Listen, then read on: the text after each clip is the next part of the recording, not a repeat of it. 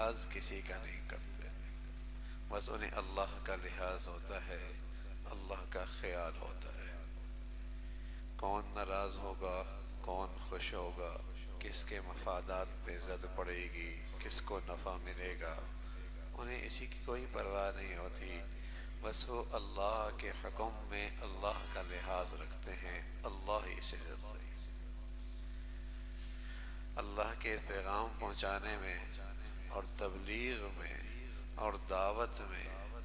اور اللہ کے طرف سے آئے ہوئی جو ذمہ داری ہے اسے پورے کرنے میں اللہ کا لحاظ رکھتے ہیں۔ وہ کسی کا خوف نہیں رکھتے کہ اس پیغام اور اس پیغام کے پہنچانے میں انہیں کیا نقصان پہنچے گا، کیا مفاد پہ زد پڑے گی، اور دنیاوی لحاظ سے انہیں کن حالات سے گزرنا ہوگا، اس کی انہیں کوئی پرواہ نہیں، اور انہیں اس کی کوئی فکر نہیں ہوتی۔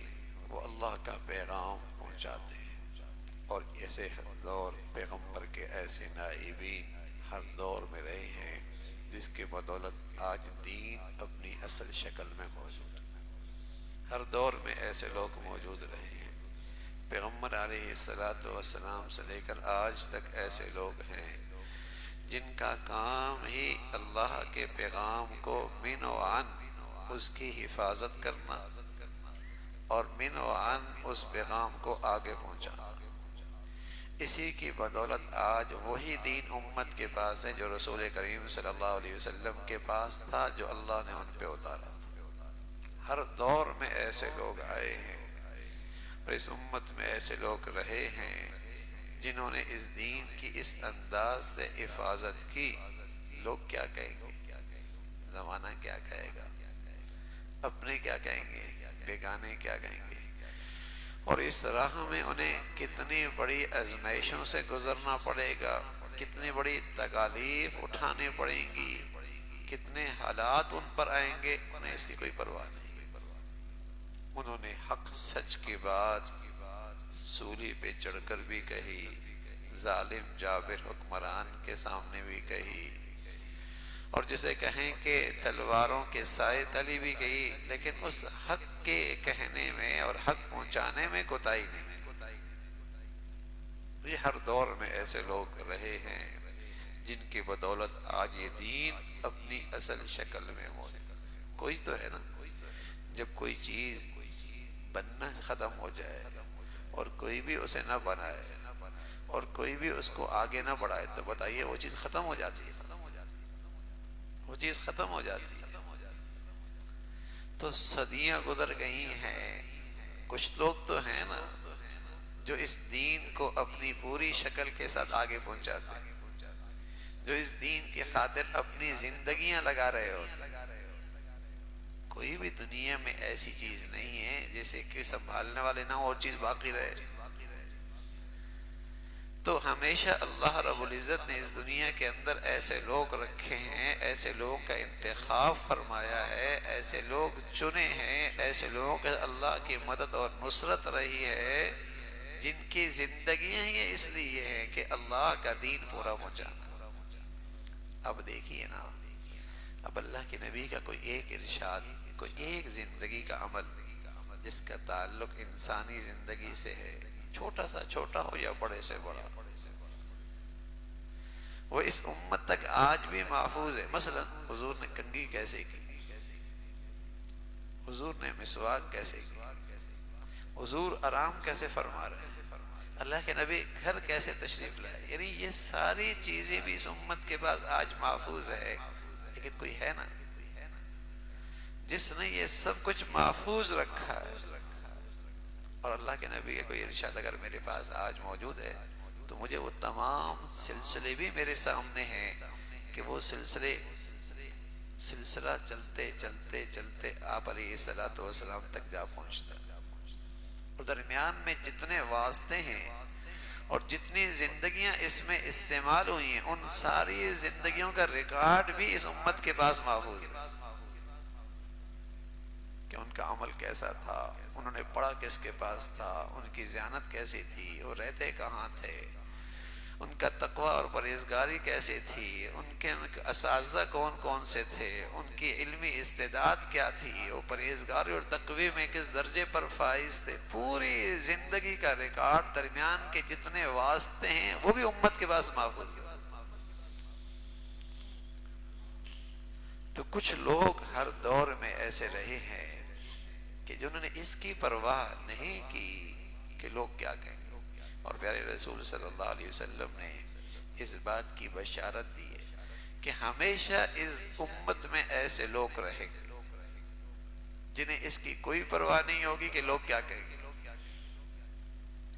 اور لوگ ان کے راستے میں کتنی رکاوٹیں ڈالیں گے، اور لوگ اس راستے میں ان کے لیے کتنی آزمائشوں کی دیواریں کھڑی کریں گے، انہیں اس کوئی فکر نہیں ہوگی۔ تو یہ پیغمبر علیہ السلام کی شان رہی ہے کہ اللہ کے احکام پہنچایا کرتے تھے، اور اس سلسلے میں سوائے اللہ سے اور کسی سے نہیں ڈرتے تھے، اللہ کا پیغام پہنچایا کرتے تھے۔ اور پھر رسول کریم صلی اللہ علیہ وسلم کی تمام پیغمبروں میں جو ایک سب سے نمایاں شان ہے، تمام پیغمبروں میں جو آپ کی سب سے نمایاں شان ہے، وہ یہ ہے کہ آپ صرف اللہ کے رسول نہیں ہیں بلکہ آپ خاتم النبی، آپ صرف اللہ کے رسول نہیں ہیں بلکہ آپ پر رسالت کا، نبوت کا سلسلہ ختم ہو گیا ہے۔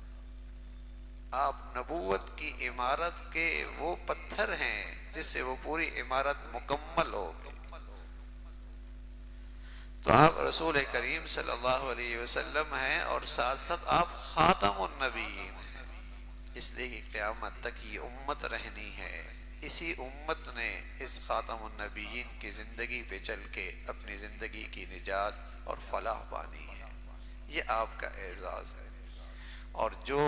ہمیشہ نبوت کا دعویٰ کرنے والے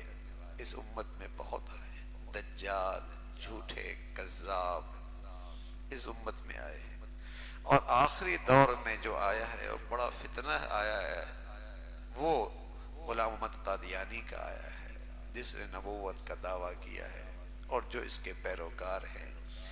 یہ عام کافروں کی طرح نہیں ہے، عام ہندوؤں کی طرح نہیں ہے، عیسائیوں کی طرح نہیں ہے، سکھوں کی طرح نہیں ہے، یہودیوں کی طرح نہیں ہے۔ اس لیے کہ ہندو اپنے آپ کو ہندو کہتا ہے، کافر کہتا ہے، سکھ اپنے آپ کو سکھ کہتا ہے، کافر کہتا ہے، عیسائی اپنے آپ کو عیسائی کہتا ہے، ہاں، لیکن یہ کافر بھی ہے اور پھر اپنے آپ کو مسلمان بھی کہتا ہے۔ اس لیے اس کے شریعت میں حکم اور ہے، عام ہندوؤں کی طرح نہیں ہے، یہ اقلیت نہیں ہے، اس کو اقلیت کا درجہ نہیں دیں گے، اور نہیں اس کو اقلیت کے مفاد حاصل کرنے کا حق ہے۔ اقلیت اسے ملتی ہے وہ حقوق جو اپنے آپ کو کافر کہے، اگر وہ آج اپنے آپ کو کافر کہہ دیں اقلیت میں شمار ہو سکتے ہیں، اور اقلیتی مفادات اسے مل سکتے ہیں، لیکن وہ زندیق ہے، وہ دھوکہ دیتا ہے، کفر بھی کرتا ہے، اور دنیا کو یہ باور کراتا ہے کہ میں مسلمان ہوں، میں مسلمان ہوں۔ یہ اتنا بڑا فتنہ ہے کہ اگر اس کے راستے میں رکاوٹ نہ ڈالی گئی تو مسلمانوں کی کتنی نئی نسل ایسی ہے جو دین سے دور ہے، علماء سے دور ہے، شریعت نہیں جانتی، قرآن حدیث کا علم نہیں ہے، وہ اسی کو اسلام سمجھ کے انہی کا پیروکار بن جائیں گے، انہی کے پیروکار بن جائیں گے۔ یہ وہ دھوکہ ہے اور یہ وہ سازش ہے اس امت کے خلاف۔ اور اس وقت مغربی دنیا کے اندر مغرب کا طبقہ جو اس کی سرپرستی کر رہا ہے، اس گروہ کا، اسے دنیا میں مسلمان بنا کے پیش کر رہا ہے، اور نئی نسل اسی کی پیروکار بن رہی ہوگی، نئی نسل انہی کے پیروکار بن رہی ہوتی ہے۔ تو یہ وہ فتنہ ہے اس امت کے اندر جس نے نبوت کا دعویٰ کیا، اور اس کا یہ ان کا جسے کہیں کہ گمراہ ان کا رہنما تھا۔ تو رسول کریم صلی اللہ علیہ وسلم کی عظمت شان یہ ہے کہ وہ کسی مرد کے باپ نہیں ہے، کوئی مرد ایسا نہیں ہوا، آپ کا کوئی بیٹا جوان نہیں ہوا، آپ کی کوئی اولاد بڑی نہیں ہوئی سوائے بیٹیوں کے، تو بتایا کہ آپ کسی مرد کے باپ نہیں ہیں، اور آپ علیہ السلام خاتم النبیین ہیں، آخری پیغمبر ہیں۔ تو صرف اللہ کے رسول کی رسالت میں ایمان لانا کافی نہیں ہے مسلمان ہونے کے لیے، مسلمان ہونے کے لیے آپ کی صرف رسالت پر ایمان لانا کافی نہیں ہے، بلکہ آپ کی رسالت پر بھی ایمان ہو اور آپ کی ختم نبوت پر بھی ایمان ہو۔ اور جو ختم نبوت کا انکار کرے مسلمانوں کا عقیدہ ہے کہ وہ مسلمان نہیں ہے، وہ کافروں کا ایک گروہ ہے، اور پھر کافروں کا وہ گروہ اگر وہ اپنے آپ کو مسلمان قرار دیتا ہے تو عام کفار کے مقابلے میں اس کا معاملہ حکم الگ ہے، وہ پھر زندیق ہے، اور اس کا معاملہ عام ہندوؤں کی طرح نہیں ہے۔ ہندوؤں سے آپ کاروبار کر سکتے ہیں، عیسائیوں سے کر سکتے ہیں، سکھوں سے کر سکتے ہیں، قادیانیوں سے نہیں کر سکتے۔ آپ ہندو کو اپنے ماتحت رکھ سکتے ہیں، سکھ کو رکھ سکتے ہیں، لیکن قادیانی کو نہیں رکھ سکتے۔ اس کا حکم شریعت میں عام ہندوؤں کی طرح نہیں ہے، اس کا الگ حکم ہے، اس لیے کہ وہ زندیق ہے، وہ جھوٹ بولتا ہے، فراڈ کرتا ہے، اور مسلمانوں کو اپنی اس سازش کے ذریعے اور اس دجل کے ذریعے اور اس فراڈ کے ذریعے نئی نسل کو گمراہ کرتا ہے اور ان کو اپنا پیروکار بناتا ہے۔ اس لیے وہ ان کے معاملے میں شریعت کا حکم الگ ہے۔ تو رسول کریم صلی اللہ علیہ وسلم کی سارے پیغمبروں میں ایک خاص شان یہ ہے کہ وہ اللہ کے رسول بھی ہیں اور وہ خاتم النبیین بھی ہیں۔ ایمان کے لیے رسالت پر بھی ایمان ضروری ہے، اور آپ علیہ الصلوۃ والسلام کی ختم نبوت پر ایمان لانا بھی ضروری ہے۔ اللہ عمل کی توفیق نصیب فرمائے۔ اللہم لک الحمد کلو ولک الشکر کلو، اللہم لک الحمد کلو ولک الشکر کلو، اللہم اعنا علی ذکرک وشکرک وحسن عبادتک، اللہم اعنا علی ذکرک وشکرک وحسن عبادتک، نستغفر اللہ ونتوب الیک، نستغفر اللہ ونتوب الیک، سبحان ربک رب العزة عما یصفون وسلام على المرسلين